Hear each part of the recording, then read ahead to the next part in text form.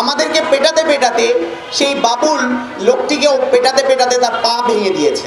একটা ব্যারিকেড ভাঙার সময় এত আক্রমণাত্মক, এত বর্বরচিত আক্রমণ আমরা কিন্তু খুব সাধারণত দেখি না। ক্যাম্পাস এরিয়ার ভেতরে সাউন্ড গ্রেনেড ছোড়া, জল কামান দিয়ে আক্রমণ করা এবং লাঠিচার্জ করতে করতে একদম মাটিতে শুইয়ে ফেলা। একটি আপনার সোশ্যাল মিডিয়ায় দেখেছেন যে ঘটনাটা কেমন ছিল, যে আমাদের একজন নারী সহযোদ্ধা সে আহত হয়ে শুয়ে পড়ছে, তাকে বাঁচানোর জন্য যখন অন্যরা এগিয়ে আসছে তখন তাদেরকেও পেটানো হচ্ছে। এবং আরও দুঃখজনক ঘটনা কি, একটা পথচারী যার নাম বাবুল, সে পাশ দিয়ে হেঁটে যাচ্ছিল, আমাদেরকে পেটাতে পেটাতে সেই বাবুল লোকটিকেও পেটাতে পেটাতে তার পা ভেঙে দিয়েছে। সে কাঁদতে কাঁদতে বলছে যে আমার সংসার এখন কিভাবে চলবে, আমি ড্রাইভিং লাইসেন্সটা করানোর জন্য এসেছিলাম, আমি ট্রাক চালাই, এখন আমি কিভাবে চলবো।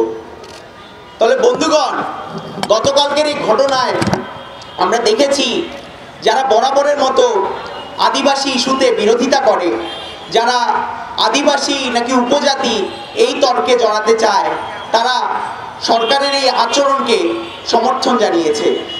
এই যে ঘটনাটা বাবুলের সাথে ঘটলো, এটা চিহ্নিত করে আমরা বলতে চাই যে দেখুন, সাধারণ মানুষ এই বাবুল, এই সাধারণ মানুষ হিসেবে আপনিও কি রাষ্ট্রের কাছে আসলে নিরাপদ কিনা, যে রাষ্ট্রকে আপনি সমর্থন যোগাচ্ছেন, যে রাষ্ট্রের এই ফ্যাসিবাদী আচরণকে আপনি সমর্থন করছেন, সেটা কি আসলে ঠিক হচ্ছে কিনা।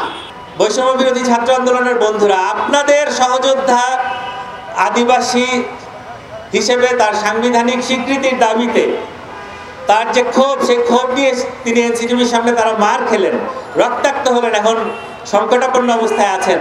আপনারা এখন পর্যন্ত আপনাদের লিখিত ডকুমেন্টে এই আদিবাসী শব্দের উল্লেখ করতে পারলেন না।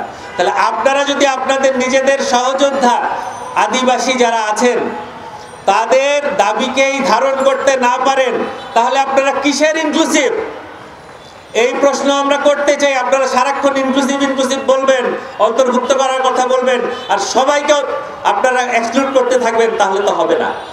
আমরা অনতি বিলম্বে এই গণ অভ্যুত্থানের যে বাংলাদেশ, যে গণ অভ্যুত্থান বাংলাদেশের আপামর জনগণ করেছেন, ছাত্রছাত্রী, শ্রমিক, কৃষক সবাই মিলে করেছেন, সেই গণ অভ্যুত্থানের বাংলাদেশে নতুন করে কোনো ধরনের সন্ত্রাসী দাপট, কোনো ধরনের ফ্যাসিবাদী দাপট আমরা দেখতে চাই না। ডক্টর মোহাম্মদ ইউনূস প্রায় বলেন আমরা অযোগ্য, আমাদের যোগ্যতা নাই। আপনি যেই পজিশনে বসে আছেন সেখানে বসে এই ধরনের সরল সরল নেই কথা বলার সাজে না। এটা জনগণের নিরাপত্তার প্রশ্ন, এটা আমাদের অধিকারের প্রশ্ন, এটা ফ্যাসিবাদ যাতে আর পুনঃপ্রতিষ্ঠিত না হয় সেই প্রশ্ন। সেইখানে যদি আপনার বারবার মনে হয় আপনি অযোগ্য, আপনি ক্ষমতা থেকে সরে যান, দরকার নাই আমাদের এরকম অযোগ্য উপদেষ্টার।